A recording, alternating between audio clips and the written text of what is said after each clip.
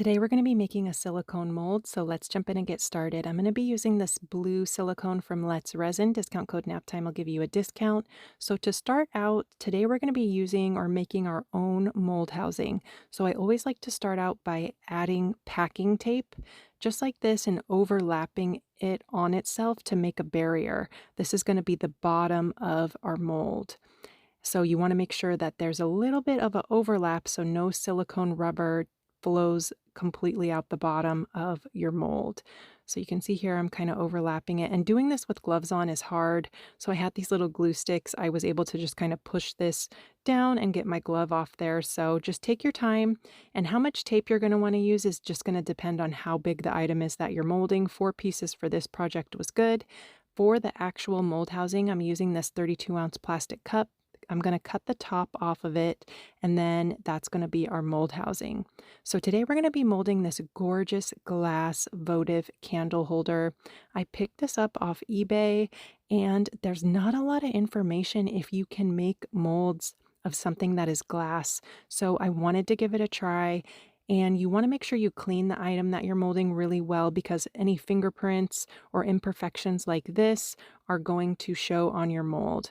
Unfortunately, this came damaged to me, or one of my kids damaged it. I'm not really sure. I can't remember if the listing had shown the damage.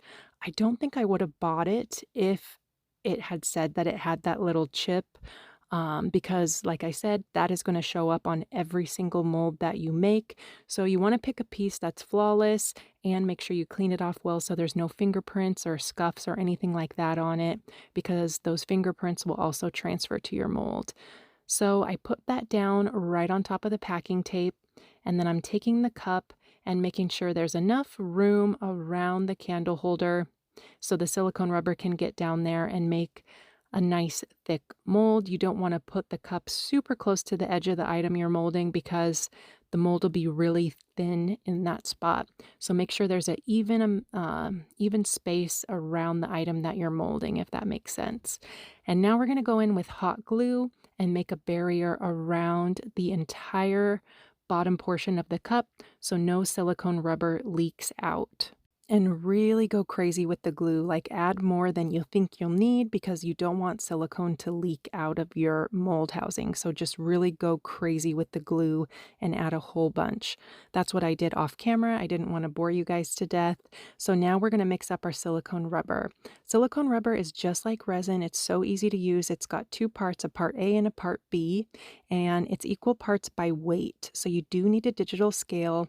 I got this blue silicone rubber from S RESIN. Discount code NAPTIME will give you a discount.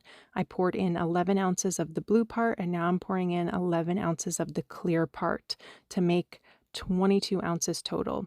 This project only took about 15 ounces. So I mixed up too much. I wasn't sure how much I was going to need, but this actual project took about 15 ounces. I always mix up extra just in case, and then I have extra things that I can make molds of nearby so I can use up the silicone rubber.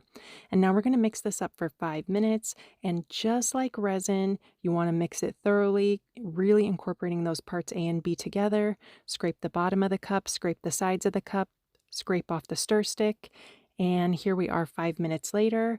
You can't see the cup because I'm holding it really high above the item that I'm making a mold of. If you do that, it will pop bubbles in the silicone rubber. So the thinner the stream you pour it from, it's going to pop the bubbles, because silicone rubber will get bubbles just like resin, but silicone rubber does off-gas the bubbles really well. As it's curing, the bubbles all pop on their own.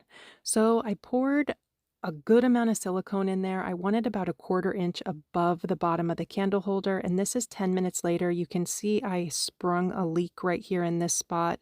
So keep your glue gun handy, keep it on, and just watch it for about 10-15 minutes after you pour, and then just go really, really generously on those spots that are leaking with your hot glue so you can try to seal that leak. So I was just doing that right here, just adding a ton of the hot glue to make sure that that is nice and sealed. And that's really it. Super easy to make your own molds. I'm going to let this cure overnight. Here we are the next day, and you can see I had a ton more leak out, but that's okay. That's why you pour about a quarter inch above the bottom of what you're molding in case you get a leak. When you're doing your own DIY housings like this, sometimes you're going to get leaks. And I could tell by looking at this that this mold was still going to turn out good, but if you had a ton of silicone rubber leak out, you can always add more the next day. Just mix up a little bit more, pour it right on top, and it will bond to the previous layer. You can add multiple layers of the silicone on top of each other. So I just pulled off the tape, cut down the side of the cup so I can get this housing off of here. And I know I should cut away from myself. I don't know what I was thinking there. I was just cutting off that leak with the little cuticle trimmer. And now I'm going to push up on this glue, and you can see it pops right off of the plastic cup. Just kind of push up, and then we'll be able to release the mold here from the cup. I was trying to get this rim of the cup broken, and then I was like, "Oh, just push on the bottom and it'll pop right out." Just like this, I just kind of pulled up on the cup and then it came out really easy. I'm going to go in with the cuticle trimmer again and just trim up around the edges just to get that silicone that kind of leaked out of here and nice, have it look nice. I really like the blue silicone rubber from Let's Resin because the part A and the part B are a different color. So when you're mixing it, you'll be able to tell when it's completely mixed. Some silicone rubbers, both the parts are clear. So if you're a beginner, it can be kind of tricky to tell if your silicone is completely mixed. So I would recommend this blue silicone rubber if you're a beginner at making molds because it's really easy to see if it's completely mixed. And if you mix it for 5 minutes like I did, it'll be completely mixed as well. And now I was just kind of pulling on the edges, getting this seal broken on the glass candle holder. I was so nervous. I was like, is this going to come out of the mold? Because like I said, making a mold of something that's glass, there's not a lot of information out there. Some sites say you need to spray it with a special type of release for it to come out of the mold, but it actually worked out perfectly. I did kind of have to birth this one a little bit. It didn't want to come out, and I was thinking about squirting some 91% isopropyl alcohol in there, but I didn't want the glass votive candle holder to come flying out of the mold. So I was like, I'll just take my time and push on the bottom, and then eventually that part where the votive candle holder goes released, and then I was able to get it out easily. But you can make molds of things that are glass, ceramic, acrylic, plastic. You can make molds of all kinds of things. The only thing I haven't tried to mold is something that's wood. I think the wood would absorb a lot of the silicone, so you would definitely want to seal that. But you can make molds of all kinds of things. And I finally got that votive out. You can see the beautiful facets transferred to the mold perfectly, and it worked out fantastic. So definitely give mold making a try if you've been wanting to try it. It's really easy to DIY your own mold housing. Let me know what you think. Let me know if you have any questions down in the comments. And don't forget to subscribe to my YouTube channel, Naptime Creations. Thanks for watching. Bye, guys.